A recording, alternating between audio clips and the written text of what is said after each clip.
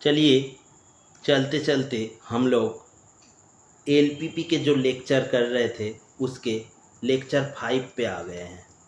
ये lecture actually एक continuation है L1, L2, L3, L4 series का। L1 के शुरू में हम लोग एक प्रॉब्लम लिए थे जिसके सॉल्यूशन हम ढूंढ रहे थे, जो कि WB सेट में पूछा गया था 2022 में। उसके सॉल्यूशन अभी तक पूरा हम नहीं कर पाए हैं, क्योंकि इस सॉल्यूशन के साथ साथ हम हर एक टर्म को शुरू से लेके समझने की कोशिश कर रहे थे, और वो कोशिश आज ख़त्म होगा और ये प्रॉब्लम पूरा सॉल्व हो जाएगा। तो चलिए शुरू करते हैं आज के टॉपिक। इतने दूर तक हम लोग जो डिस्कस किए L1, L2, L3, L4 पे, वहाँ पे D और A एलिमिनेट हो गया था। अब हम आएंगे B के ऊपर। ये बहुत ही इम्पोर्टेंट पार्ट है, इसको अलग सा पेज में हम लोग देखेंगे। चलिए इसको देखते हैं। मान के चलिए आपके पास एक प्रॉब्लम है, मैक्सिमाइज, ये 6th पॉइंट होगा, दैट मीन्स मल्टीपल सॉल्यूशन वाला पॉइंट। इसको कुछ आदमी ने कहा है मल्टीपल सॉल्यूशन, कुछ लोगों ने कहा है इनफाइनाइटली मेनी सॉल्यूशन एट्सेट्रा। तो हम लोग देखेंगे क्या ये है। मैक्स जेड इक्वल टू, मान के चलिए 2x1 प्लस 3x2 ऐसा डाला हुआ है, और उसके साथ कांस्टेंट लगा है 4x1 plus 6x2 less equals to 5। उसके साथ x1 plus x2 less equals to 9। उसके साथ x1 minus 3x2 less equals to 3, और x1 x2 greater equal to 0। जैसे ये प्रॉब्लम है, देखिए इस प्रॉब्लम को ध्यान से देखिएगा। ये मान के चलिए बहुत ही इम्पॉर्टेंट पॉइंट है, जो कि 10 सेकेंड के अंदर आप एक बार समझ जाइएगा तो 10 सेकेंड के अंदर ये एग्ज़ाम में आपको कोई भी प्रॉब्लम के ऑप्शन को एलिमिनेट करने का मौका देगा। अगर यहाँ पे मैक्सिमाइज ऐसा कोई प्रॉब्लम डाला गया है तो राइट साइड एक बार देख लीजिए। राइट साइड पे हर एक क्वांटिटी, ये पूरा एक कॉलम वेक्टर होता है B, जिसका 3 कंपोनेंट इधर है, B1, B2, B3। हर एक क्या ग्रेटर इक्वल टू 0 टाइप के है, येस, तब आप बेफिक्र रहिए। तो इस प्रॉब्लम को एक्चुअली ये लोग ऐसे लिखते हैं, मैक्स जेड, ये मीन भी हो सकता है, तो कभी कभी इसको ऑप्टिमाइज जेड के लैंग्वेज में भी लिखा गया है। तो मिनिमाइज और मैक्सिमाइज और optimise Z equal to 2x1 plus 3x2 जो वाला पोर्शन है ना, उसको वो लिखते हैं ax ऐसा, और cx। चलिए max Z equal to cx subject to ax less equals to b। ये क्या है, ये कोएफिशिएंट मैट्रिक्स है। देखिए इधर कितने के क्रॉस कितने के थे, 2, 1, 2, 3 रो, यानी 3 इधर और 2 कॉलम, 3 क्रॉस 2। तो यहाँ पे जो A दिख रहा है ना, वो 3 क्रॉस 2 होगा। ये स्क्वायर हो ये कोई ज़रूरी नहीं, क्लियर। तो यहाँ पे ax less equal to b type, और b अगर ग्रेटर इक्वल टू हो गया तो एक बात पे ध्यान दीजिएगा, ये पहले ही हम लोग डिस्कस कर चुके हैं लेक्चर 1 में कि इसको ऑब्जेक्टिव फंक्शन कहते हैं, क्लियर।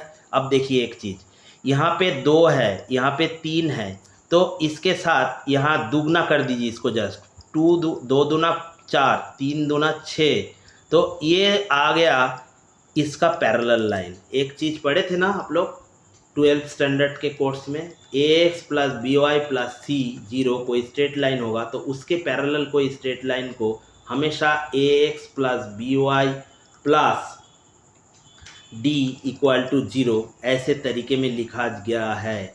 यानी ये दोनों जगह हमेशा बराबर रहेगा। क्यों? आप कहेंगे ये तो a है 2, ये b 3, इधर a है 4, ये है 6 b।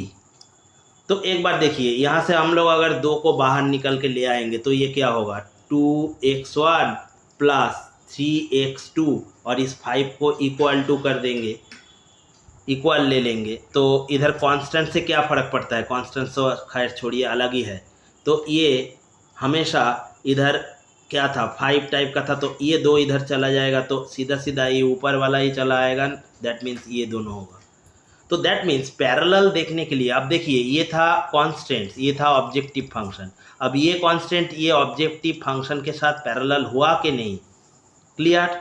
अगर इस सॉल्यूशन के पास ऑल्टरनेटिव और मल्टीपल सॉल्यूशन है तो फिर किसी ना किसी कांस्टेंट हो सकता है, एक से ज़्यादा, ध्यान दीजिएगा इस बात पे, minimum one constant must be parallel to this line.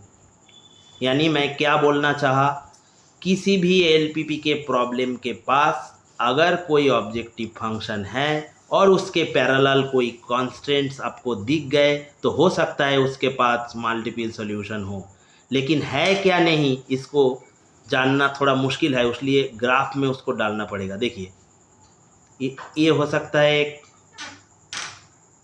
Constant जिसका सॉल्यूशन रीजन इधर हो, और एक ऑब्जेक्ट, और ये एक दूसरा कांस्टेंट डाल लीजिए इधर।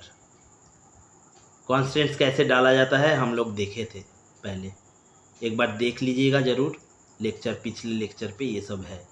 ये है हम लोगों के पास। अभी ये जो रेड वाला जोन है ये कॉमन जोन है यहाँ।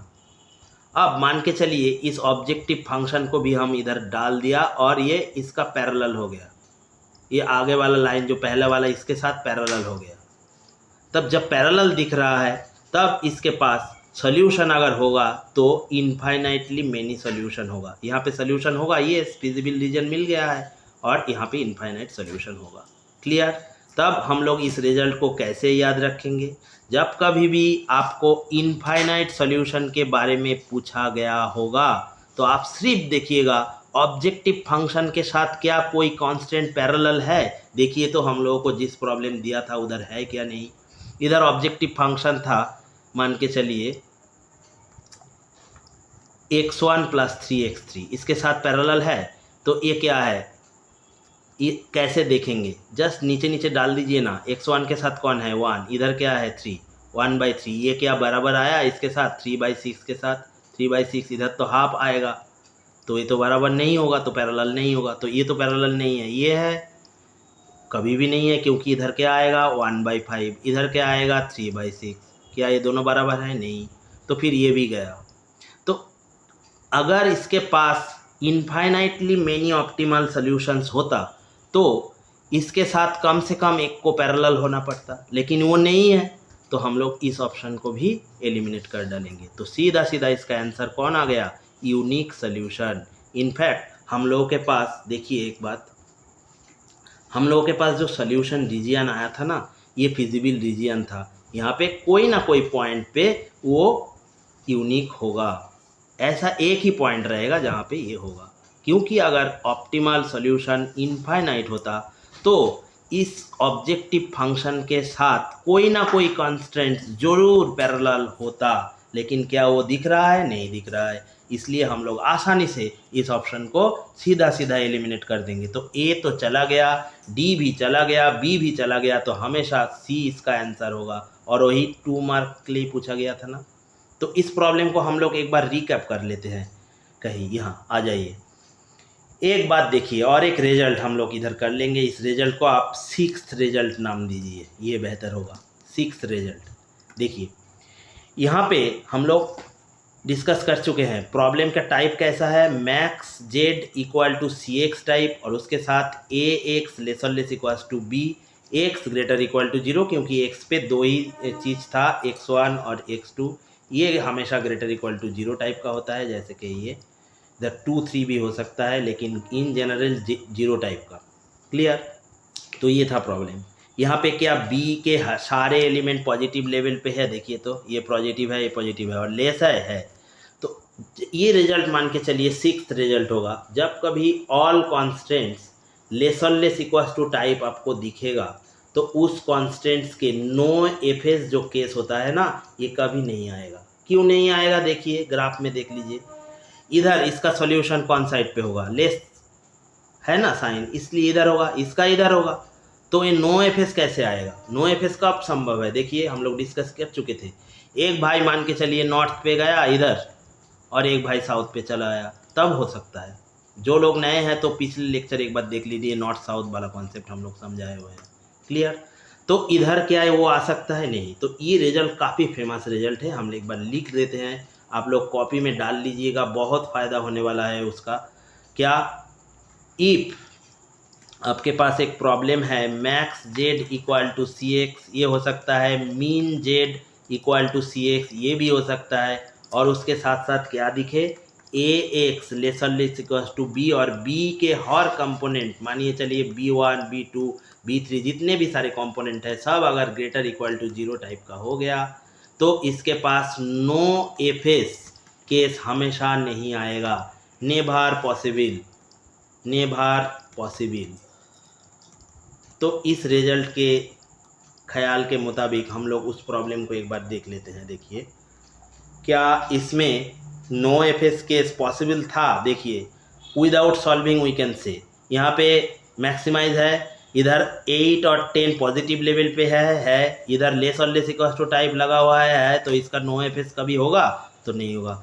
तो जो ये ग्राफ ड्रॉ करने के लिए हम लोग कोशिश कर रहे थे, बिना ड्रॉ किए हुए इधर से हम इसको गलत हटा दे सकते हैं। और फिर देखिए इसको भी क्या हटा सकते हैं, has infinitely many solution, yes, क्योंकि अगर ये होता तो इस ऑब्जेक्टिव फंक्शन के साथ कोई ना कोई कॉन्स्टेंट्स को तो पैरेलल होना पड़ता, तो ये भी सीधा सीधा चला गया, तो ये दोनों तो तुरंत चला जाएगा। फिर आपको थोड़ा बहुत इसका ग्राफ में स्केच करके देख लेना चाहिए, ये क्या यूनिट डिस्क के सर्कल के अंदर आ रहा है नहीं आ रहा है, तो 4 ऑप्शन डी भी चला जाएगा, तो सीधा सीधा इसका यूनिक सोल्यूशन वाला आंसर ठीक हो जाएगा। तो आज के वीडियो में इतना ही। देखिए हम लोग इतने दूर तक जो लेक्चर कर लिए है उसमें ये प्रॉब्लम कवर हो गया। इस सारे लेक्चर्स ज़रूर ठीक से ध्यान से टाइम देके बिना बोर हुए देखिएगा, तो आपको जो जून वाला जो एग्ज़ाम है ना CSIR का 2023 वाला, उसमें फ़ायदा होने वाला है। और हम लोगों का काम अगर आपको पसंद आए तो सिर्फ एक काम कीजिएगा, इसको ज़्यादा से ज़्यादा लोगों में शेयर कर देना जिससे हमको फ़ायदा हो। तो आज के लिए इतना ही, गुड बाय।